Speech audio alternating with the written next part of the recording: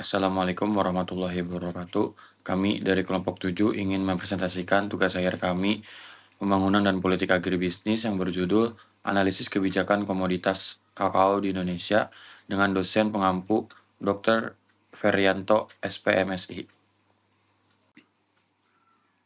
Ini teman satu kelompok kami, ada Muhammad Fatir, ada Muhammad Zifran Faturezi dengan saya sendiri, terus juga ada Desti Nur Cahyati, dan terakhir ada Nurul Ashifah. Indonesia merupakan salah satu produsen kakao terbesar di dunia, namun masih menghadapi penurunan produktivitas dan kualitas pada tahun 2021. Luas lahan kakao sekitar 1,5 juta hektar dan produksi 2022 mencapai 667.000 ton dengan 385,981 ton diekspor bernilai 1,2 miliar USD atau sekitar 20 triliun. Ekspor kakao 2018 sampai 2022 menunjukkan tren yang berfluktuasi. Oke, sekarang kita ke daerah sentra produksi kakao serta produksi menurut status perusahaan. Di sini bisa terlihat di infografis yang sudah terlampir bahwa produksi kakao ini daerahnya paling banyak ada di Sulawesi, terutama di Sulawesi Tengah. Nah, kalau menurut status perusahaan, mayoritas kakao yang diproduksi di Indonesia ini diproduksi dari perkebunan rakyat. Meskipun produksi menurun, nilai ekspornya ini meningkat, bisa dilihat dari slide sebelumnya. Ini menunjukkan adanya potensi untuk perluasan produksi dan hilirisasi kakao di Indonesia. Lalu kita lanjut ke permasalahannya. Di Indonesia, masalah yang dihadapi oleh komoditas kakao ini adalah penurunan produksi dan luas lahan. Produksi kakao di Indonesia ini turun dari 728,4 ribu ton di tahun 2014 menjadi 641,7 ribu ton di tahun 2023. Luas lahannya juga berkurang dari 1,7 juta hektar di tahun 2014 menjadi 1,4 juta hektar di tahun 2023. Masalah selanjutnya adalah penurunan ekspor. Volume ekspor kakao di Indonesia ini turun 11,79% menjadi 339.989 ribu ton pada tahun 2023. Dan selanjutnya ada fluktuasi harga global. Ternyata harganya ini anjlok 56,23% sepanjang tahun ini di tahun 2025. Penyebabnya kenapa? Penyebabnya ini adalah ekspektasi surplus supply global dari Pantai Gading dan Ghana yang merupakan supplier kakao terbesar di dunia. Bisa dilihat di foto yang sudah kami lampirkan. Yang pertama ada fluktuasi dari futuresnya harga kakao.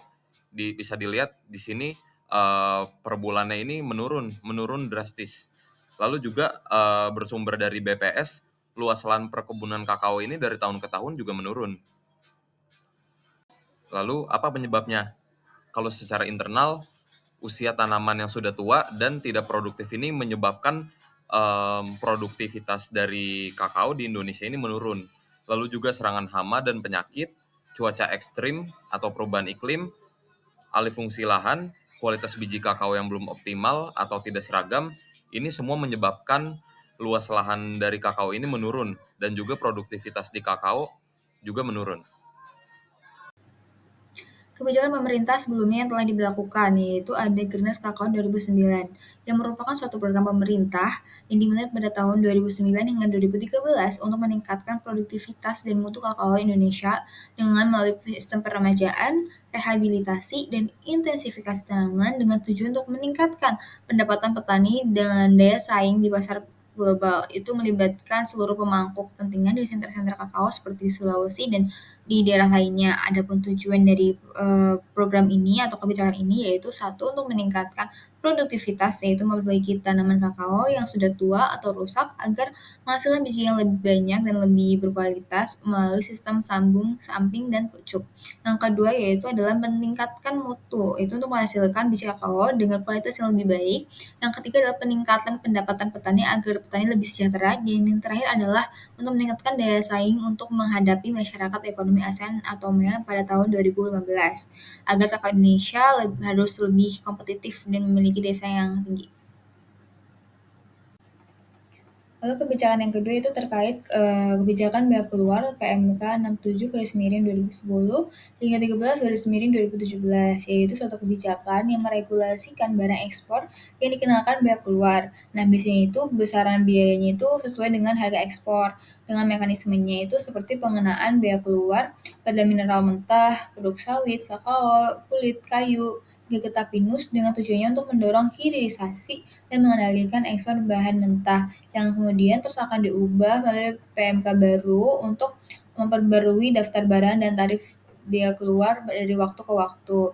Untuk tujuannya sendiri itu ada satu tujuan PMK 67 garis 2010 terkait menetapkan barang ekspor yang dikenakan bea keluar dan tarifnya hingga menggantikan aturan yang sebelumnya. Lalu ada tujuan PMK 63 tahun 2017 yang mana itu bertujuan untuk meningkatkan nilai tambah produk dalam negeri dengan mendorong hilirisasi industri dan mengendalikan ekspor bahan mentah.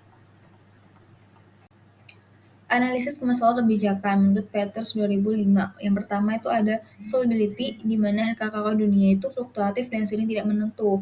Hal ini menyebabkan petani Indonesia mengalami ketidakpastian. Nah, mereka akan menghadapi tekanan daya saing yang rendah karena produktivitasnya yang masih terbatas dan kualitas biji kakao Indonesia yang belum optimal.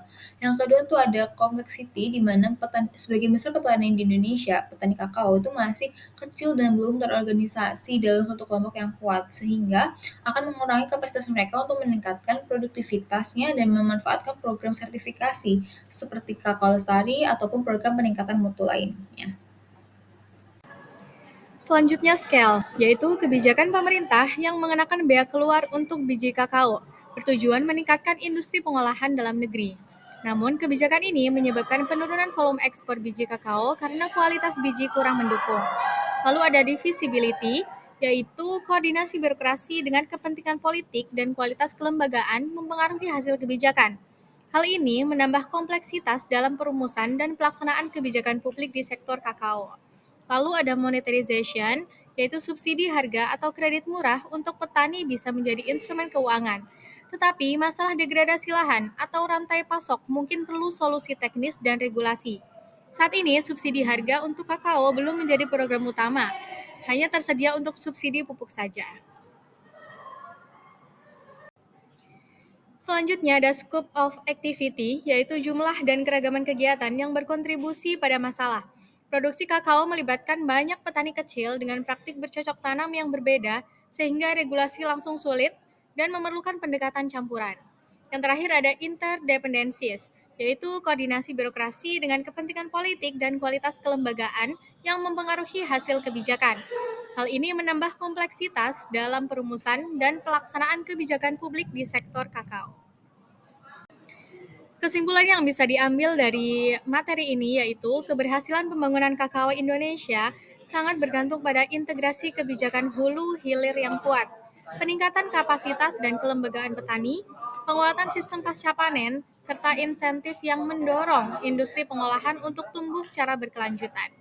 Tanpa pembenahan fundamental di tingkat produksi dan tata kelola, Indonesia sulit memanfaatkan potensi besar kakao sebagai komoditas strategis dalam persaingan global. Lalu, saran kebijakan yang bisa kita berikan adalah yang pertama, peremajaan lahan massal, yaitu dengan meningkatkan luas areal perkebunan kakao yang produktif untuk mencukupi bahan baku industri. Yang kedua, penguatan industri olahan dengan mendorong industri pengolahan bernilai tambah untuk meningkatkan daya saing nasional. Yang ketiga, yaitu dengan pelatihan petani, dengan peningkatan kapasitas dan kelembagaan petani, serta penguatan sistem pasca panen. Dan yang terakhir yaitu sinkronisasi kebijakan, yaitu dengan intervensi kebijakan yang lebih terarah, koheren antar sektor, dan menempatkan petani sebagai aktor utamanya.